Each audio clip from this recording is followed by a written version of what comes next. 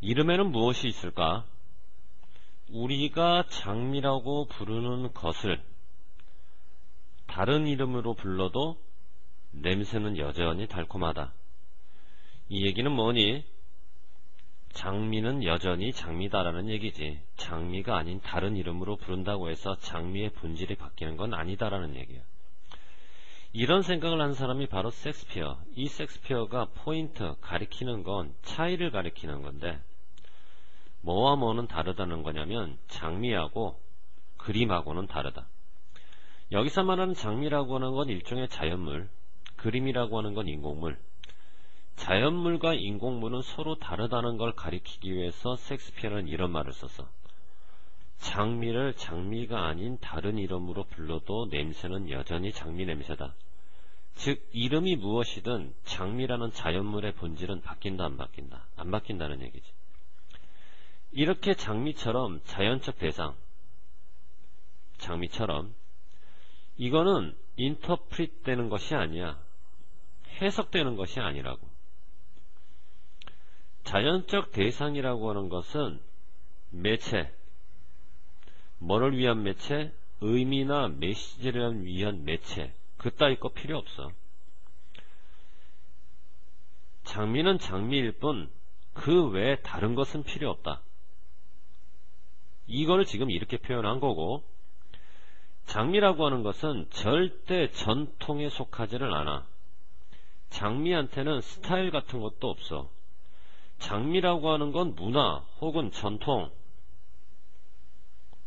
뭐 그와 같은 틀 속에서 이해되는 것도 아니야. 과거의 장미와 지금의 장미, 동양의 장미와 서양의 장미는 모든 같은 장미다. 전통도 없고 문화도 없고 스타일도 없기 때문에. 이해되니 무슨 말인가? 빌롱 동사를 지금부터 능동태로 쓰느냐 수동태로 쓰느냐를 질문하는 건데, 너무 유명한 시험 문제지. 빌롱이라고 하는 것은 속하다. 어디에. 을을이 아니라는 얘기는 자동사고, 자동사를 가지고는 수동태를 만들 수가 없어서 주어가 아무리 사람이 아니라고 하더라도 이때는 능동태로 갈 수밖에 없는 거지. 그리고 나서 무슨 얘기를 하냐면, 장미라고 하는 것은 감지되고 음미되는데 직접적으로, 간접적으로가 아니라 직접적으로 음미가 되는 거기 때문에 이와 같은 매체 따위가 필요가 없다라는 얘기를 하고 싶은 거지. 얘들아, 지금 여기서 중요한 건 말이야, 앞에가 지금 노가 연속해서 3번 들어가는 부정문이고, 그 다음에는 노가 보이지 않는 엄연히 긍정문이고, 이렇게 앞문장이 부정이고 뒷문장이 긍정일 때는 반드시 어떤 연결사를, 레더라는 연결사를 쓰라고 그랬지. 해석은 어떻게 해석한다고 그랬니? 오히려 이렇게 번역하라고, 그지?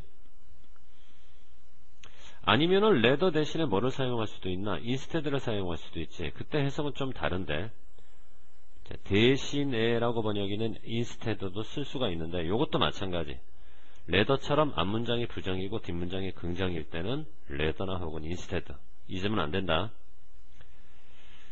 장미라고 하는 것은 감지가 되고 음미가 될 때 어떤 매체 따위가 필요가 없기 때문에 직접적으로, 이 직접적이라는 얘기는 그것들을 위한 지적인 중개 혹은 매개, 이런 것들이 필요 있다 필요 없다, 이런 것들이 필요 없다는 얘기지.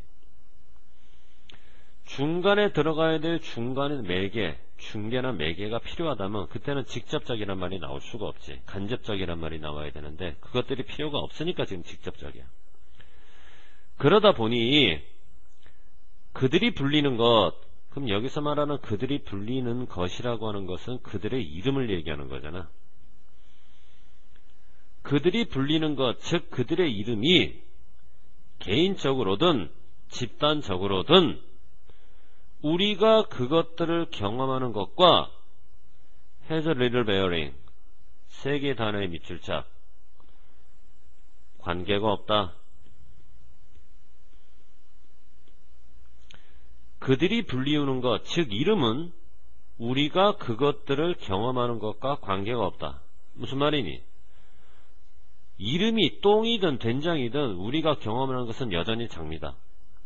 다시 말해서 장미를 장미라고 부를 때나 장미를 똥이라고 부를 때나 장미를 된장이라고 부를 때나 장미의 이름이 뭐든 장미라는 본질은 여전히 똑같다라는 거지. 이 문장이 지금 뭘 의미하는 거냐면 첫 번째 문장을 의미하는 거야. 우리가 장미라고 부르는 것, 다른 이름으로 부른다고 하더라도 여전히 냄새는 장미 냄새가 난다. 이게 바로 뭘 의미하는 거야? 그들이 불리우는 이름이 무엇든 그것을 경험하는 우리와는 아무런 관계가 없다. 장미든 똥이든 된장이든 이름이 여전히 장미인 것이다. 이해됐지 무슨 말인가? 여기까지는 자연적 대상으로서의 장미야. 정리 한번 해봐. 자연적 대상으로서의 장미, 즉 자연물은 이름이 뭐든 여전히 장미라는 얘기는 본질이 변한다 안 변한다? 변하지를 않아. 그러나 예술 작품이라고 하는 인공물은 얘기가 달라. 우리가 하나의 예술 작품 인공물에 제목을 붙이는 것, 즉 작품의 제목, 작품의 이름, 그거는 굉장히 중요한 영향을 미치는데 미적 측면에 바로 이것이 제시하는 미적 측면, 굉장히 중요한 영향을 미치는데 특질에 우리가 그것을 가지고 인식하는 특질에, 그러니까 장미 그림 하나를 그려놓고 그거를 장미가 아니라 다른 이름으로 부르면 그때는 장미 냄새가 나는 게 아니라 다른 냄새가 나버리겠지. 장미가 아니라 다른 이름으로 부르면. 그러면 장미 그림의 제목이 중요한 영향을 미치는데 미적 측면, 그 미적 측면을 제시를 하는데 그것이 제시한다.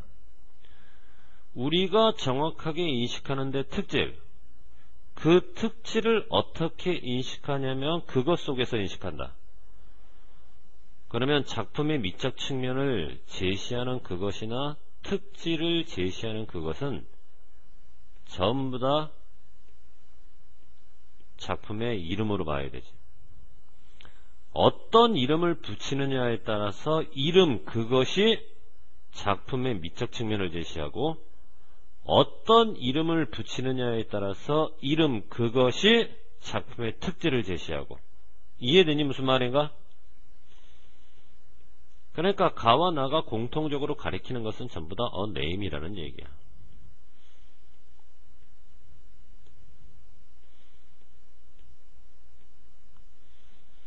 다른 이름으로 부르면 뭐와는 다른 이름?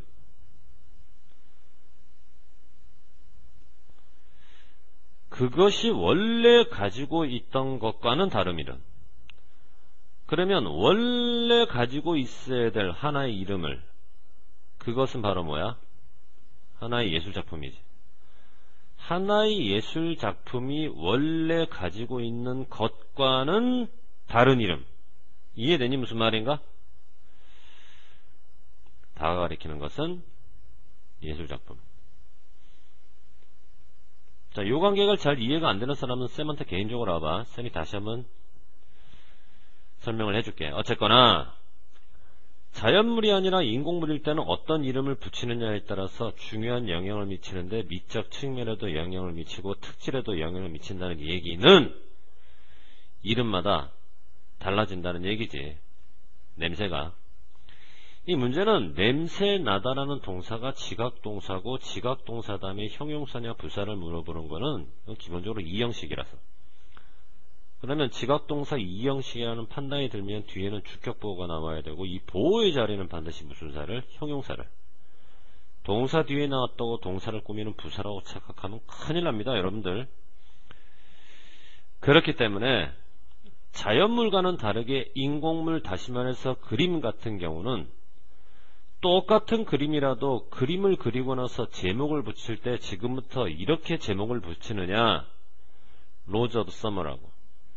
똑같은 그림인데 지금부터 이렇게 제목을 붙이느냐, 버밀리언 워먼후드라고. 어떤 제목을 붙이느냐에 따라서 의미적으로도 그렇고 미적으로도 그렇고 그 작품은 같은 작품이 된다, 다른 작품이 된다. 다른 작품이 되지. 인공물이기 때문에.